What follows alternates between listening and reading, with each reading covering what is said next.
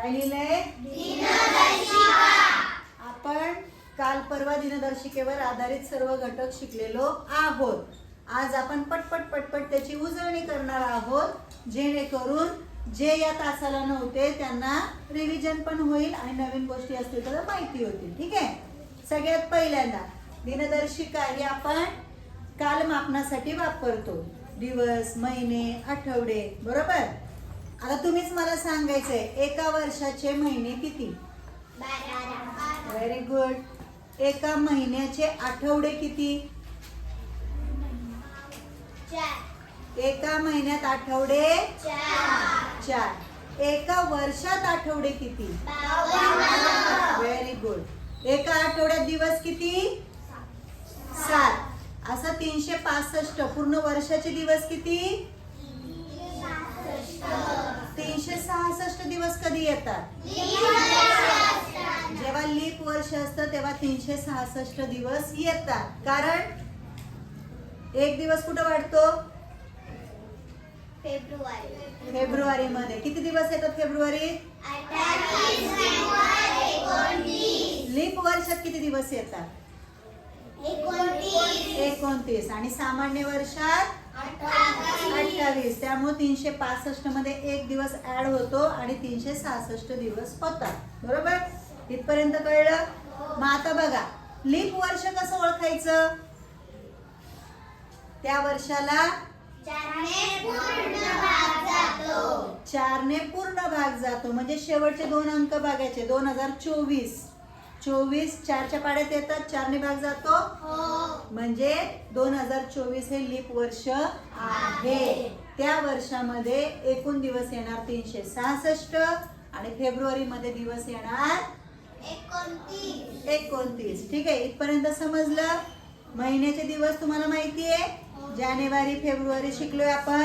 वर डोंगरावर आलं तर 31 दिवस, मध्ये दरीत आलं तर 30 दिवस. फक्त फेब्रुवारीला अपवाद 29 किंवा 28. जानेवारी, फेब्रुवारी, मार्च, एप्रिल, मे, जून, जुलै 31. परत August, September, October, November, December. आता डिसेंबर महिना चालू आहे. डोंगरावर आला का नाही डिसेंबर? मग डोंगरावर आल्यावर दिवस किती? 31. मध्ये दरीमध्ये आलं तर 30. हे प्रत्येक महिन्याचे तुम्हाला दिवस माहिती पाहिजे, तर तुम्ही कॅल्क्युलेशन करू शकाल. बरोबर. इथपर्यंत समजलं? आता बघा, ज्या महिन्यामध्ये म्हणजे कुठला पण महिना असू दे, 1 तारखेला जो वार येतो त्याच महिन्यात त्या वाराला दुसरी तारीख कोणती येणार? 8. त्याच्या पुढची तारीख? 15. त्याच्या पुढची तारीख? 22. त्याच्या पुढची तारीख? 29. कसं काढलं? काय करत गेले? 7 मिळवत गेले. त्या तारखेमध्ये तुम्ही 7 मिळवत गेले की पुढचा वार येत राहणार. असं प्रत्येक महिन्यामध्ये 28 दिवसांपर्यंत, बरोबर 7 चोक 28. सगळे वार किती वेळा येतात? 4 वेळा. 28 तारखेपर्यंत सगळे वार 4 वेळा येतात. त्याच्या पुढचा वार 29 तारखेचा वार किती वेळा येणार? 5 वेळा. Very good. 5वा येणार तो. 30 तारखेचा 5वा येणार आणि 31 तारखेचा पण 5. याच्याहून पण तुम्ही गणित सोडवू शकता. 30च्या पुढं जर समजा विचारलं की हा कितवा मंगळवार असेल, कितवा बुधवार असेल, तर तुम्ही काढू शकता. 28 तारखेपर्यंत सगळे 4 बरोबर आठवड्याचे वार येणार. 29 तारखेचा वार 5वा, 30 तारखेचा वार 5वा आणि 31 तारखेचा वार पण 5. क्लिअर? इथपर्यंत लक्षात येईल. तसंच 2 तारखेचं पण 2 मध्ये 7 ऍड करायचे. 2 9. सांगा पुढं. एकाच वाराला येणाऱ्या तारखा 2 9 16, 23, 30. Very good. 3 तारखेचं सांगा. 3, 10, 17, 24, 31. 30 10 17 24 31. बरोबर. चुकलं नाही ना? ठीक आहे. असं 7 मिळवत गेले की तुम्हाला पुढचा वार काढता येतो. अवघड आहे? चला, आणखीन एक महत्वाची सूचना म्हणजे एक पॉइंट लक्षात ठेवायचा आहे तो. ज्या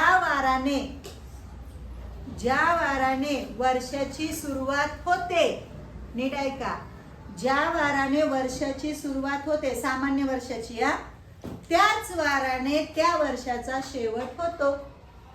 म्हणजे उदाहरणार्थ आता 2025 आहे, 1 जानेवारी 2025 ला जर सोमवार असेल, 1 जानेवारी 2025 ला जर सोमवार असेल तर त्याच वर्षाचा शेवटचा दिवस कोणता असणार आहे? 31 डिसेंबर.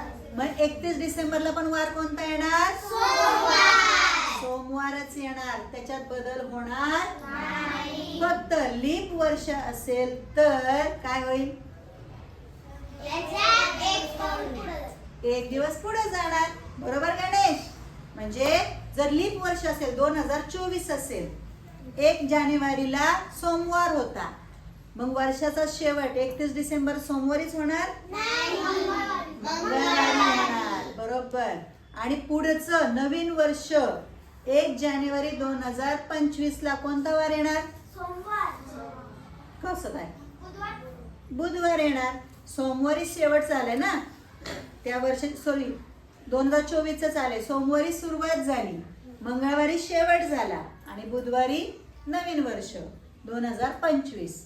2025 1 जानेवारीला सोमवार असेल तर 2026च्या 1 जानेवारीला कोणता वार असेल? मंगळवार. कारण सुरुवात आणि शेवट एकाच वाराने झाली, म्हणून नवीन वर्षाचा वार कोणता असणार आहे?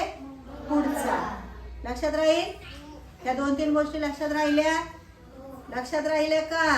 त्यानंतर मागे आपण एका ट्रिक मध्ये शिकलो होतो बघा, साधी, बादी, लोधी, हे 4ही दिवस एकाच वाराला येतात. म्हणजेच 5 डिसेंबर, 15 ऑगस्ट लोकमान्य टिळक पुण्यतिथी, बरोबर, आणि बालदिन 14 नोव्हेंबर, हे सगळे दिवस एकाच वाराला येतात. क्लिअर? तसंच आणखीन एक आपण ट्रिक शिकलो होतो, कोणती? महात्मा गांधीजी नाताळ दिवशी कामगारांना भेटले. म्हणजे 1 मे, 25 डिसेंबर आणि 2 ऑक्टोबर हे एकाच वाराला येतात. याच्यावरून पण तुम्ही प्रश्न सोडवू शकता. आहे का काय अवघड? नाही. आता एक नवीन सांगणार आहे मी आज तुम्हाला. वर्षाच्या म्हणजे आता सामान्य वर्षाच्या कॅलेंडर मध्ये ज्या दिवशी 15 ऑगस्ट असतो, म्हणजे ज्या वारी 15 ऑगस्ट असतो स्वातंत्र्य दिन, त्याच वर्षामध्ये 26 जानेवारीला म्हणजेच प्रजासत्ताक दिनाला त्याच्या पुढचा वार असतो. बघा हवं तर. म्हणजे आता बघा 15 ऑगस्टला जर समजा शुक्रवार असेल तर 26 जानेवारीला कोणता वार असेल?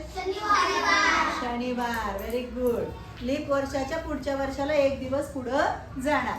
बाकी सगळ्या वर्षांना काय होणार आहे? ज्या दिवशी स्वातंत्र्य दिन असेल त्याच्या पुढच्या वाराला वार बघायचे आपल्याला. ज्या वाराला स्वातंत्र्य दिन असेल त्याच्या पुढच्या वाराला काय असणार आहे? प्रजासत्ताक दिन, म्हणजे 26 जानेवारी. आहे का नाही सोपं? ह्या सगळ्या पॉइंट्स तुम्ही जर लिहून ठेवल्या, त्याचं सारखं सारखं रिव्हिजन केलं तर दिनदर्शिकेवर येणार कुठलंही गणित तुम्ही सोडवू शकता, कुठलाही प्रश्न सोडवू शकता. आता कळलं 52 आठवड्यांनी का भागायचं वर्षाला? क्लिअर? सोडवणार आता दिनदर्शिकेवरचे प्रश्न? कुठले काढणार नाही याची मला गॅरंटी आहे. ठीक आहे, छान.